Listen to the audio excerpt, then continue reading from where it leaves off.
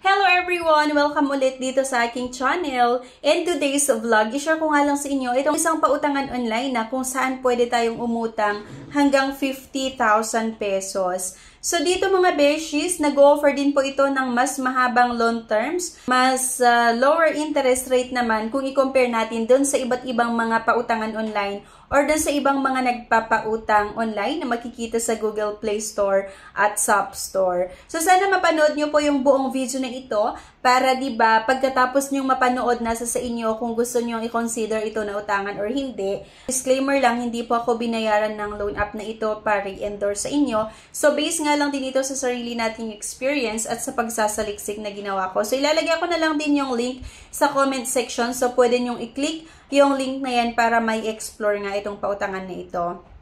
Okay? Pero bago ang lahat mga beshies, kung ngayon ka nga lang dito sa aking channel, ay may good news po ako kasi every Saturday, namimili nga po ako ng 3 na mabibigyan po natin ng cash. And every 25th of the month, nagpapag-giveaways nga din po ako ng cellphone. So, ang kailangan nyo lang pong gawin, i-comment kung ano yung napanood mo, i-like yung video, i-share, at huwag mong kalimutan na mag-subscribe para maging updated ka sa iba't ibang mga videos or bagong mga videos na ina-upload natin kung saan nga ba pwedeng makahiram online, yung tipong hindi na mamahiya, or ano nga ba yung mga loan app na hindi legit para maiwasan na ma-scam kayo or ma-fall kayo sa iba't ibang mga scheme na ginagawa ng mga loan app or nagpapautang online. At syempre, maging updated ka sa announcement ng ating pa-cash and cellphone giveaways. Here nga, Finbro, itong pag-uusapan natin or yung i-share ko sa inyo. Ang Finbro mga beshies is an online lending platform in the Philippines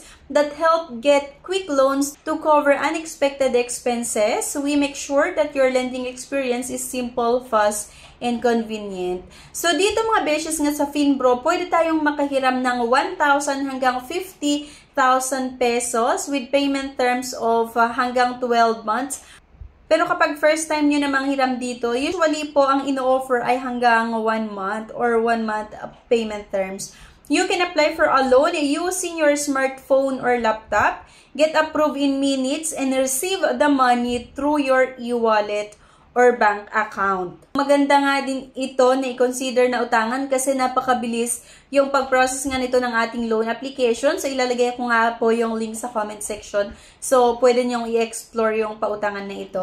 Kapag naklik mo yung link mga beshes, may reroute ka mismo sa website ng pautangan na ito at ang kailangan mo lang gawin, sagutan nga yung mga basic information about yourself at after nun, isasubmit mo lang ang inyong application online. Napakasimple nga lang ito mga beshes kasi isang valid government ID lang yung requirements plus selfie. Okay? So, valid government ID at selfie lang yung requirements. Pwede nga kayong makahiram dito. Get your money and pay our partner channels nationwide. Halimbawa nga na-aprobahan ang inyong loan application, pwede kayong magbayad via payment center din, via bank transfer, or pwede rin sa e-wallets like GCash. Fast and reliable din ito mga beshies ko ha. Get application reviewed in minutes. So ilang minuto lang mga beshies yung gugugulin mo dito pag-apply online. At pagka-submit mo ng inyong loan application, mag-aantay ka lang ng ilang minuto, malalaman mo agad kung approve or declined nga ang inyong loan application. So yun din talaga yung isa sa mga nagustuhan ko, yung tipong hindi abutin ng ilang araw bago ma-process ang ating loan application. So good talaga ito para sa mga emergency purposes. If in case naman na may mga katanungan kayo or may mga itatanong pa kayo dito nga sa Finbro, may mga contact number din naman sila na pwede nyong matawagan.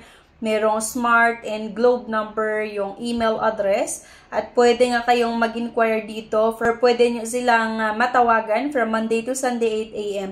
to 5 p.m. So kung halimbawa gusto nyo subukan ng umutang dito mga beshies, once na naklik mo yung link na makikita mo nga sa comment section, may route ka mismo nga dito sa website ng Finbro, then i-click mo nga lang yung may nakalagay na apply, okay? Sagutan mo lang itong personal information, like yung first name, yung middle name at yung last name at ilalagay nga natin dito mga beshies kung ano yung ID na meron ka kasi kailangan nating makapag-submit ng isang valid government ID nga para makahiram dito. So, tumatanggap po or tinatanggap ng Finbro yung SSS, UMID, passport, driver's license at yung postal ID. So, sa akin kasi UMID yung meron ako. So, UMID yung pipiliin natin mga beshies. At sagutan nyo lang din itong government ID number, date of birth, gender, yung civil status, at yung contact information, yung email address nga po, at yung mobile number. At after nun, click mo mga beshies yung may nakalagay na get verification code. So, kung sakali na nasagutan mo ito mga beshies, isubmit mo nga lang ang inyong loan application. Kantay ka ng ilang minuto nga para i-process ng Finbro inyong loan application. So, isang valid ID lang naman yung requirements, pwede po kayong makautang dito. Kaya kung naghanap ka ng ibang option, maaaring nagtry ka na umutang doon sa iba't ibang mga pautangan online or sa iba't ibang mga loan app, pero puro ka decline, then pwede mong subukan nga itong Finbro. Malay mo decline ka sa iba, pero dito pala ma-approve ng inyong loan application. At ang isa pa sa gusto ko dito sa Finbro ha, kapag meron kayong COE and payslip, pwede nyong isubmit dito sa Finbro, tapos magbabawas ito or mas liliit po yung mga charges. Okay? Yun yung isa sa nagustuhan ko kasi nagbibigay sila ng option. It's either gusto mo ng mas maliit na charges pero kailangan nating mag-submit ng ating proof of billing, or okay lang na isang valid government ID yung requirements pero yung mga charges medyo mas malaki konti. Pero kung i-compare kasi natin itong Finbro doon sa mga ibang OLS nga sa Google Play Store and sa App Store or sa App Gallery, di mas hamak naman, mas okay itong Finbro. Pero kagaya nung lagi kong sinasabi, na option nyo pa rin kung gusto nyong utangan nga or kung gusto nyong subukan na umutang dito. Kahit napanood nyo yung buong video, okay man yan or hindi, decision pa rin ay nasa sa inyo kung gusto nyong umutang or hindi. Ayun, mas maganda na lang din na kapag uutang kayo ay gumawa na lang din kayo mga beshies ng sarili nyong research. Maari kasi na okay itong experience ko, pero may mga iba na hindi maganda yung naging experience nila. So, never kasi na naka-encounter ako sa Finbro na yung tipong papahiyain ka. So, wala pa akong na-experience na ganon. Yung link ay makikita nyo sa comment section. At kung may mga katanungan pa nga kayo, pwede kayong mag-message nga sa mobile number sa Globe and sa Smart ng Finbro, at pwede rin kayong mag-email sa kanila.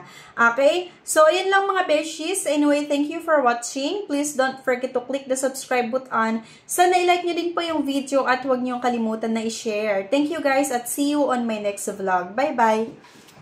Subscribe na para makasali sa pa-GCash at cellphone giveaways na mai-announce every 25th of the month. Mechanics! 1. Find the 3 words in this video. 2. I-comment ang 3 words in order. 3. Like this video, subscribe, comment, and share. If declined sa bank and other loan apps, pwede niyong subukan yung ibang options. See the links sa description at sa comment section below. Click the link and apply. Disclaimer: try or apply at your own risk.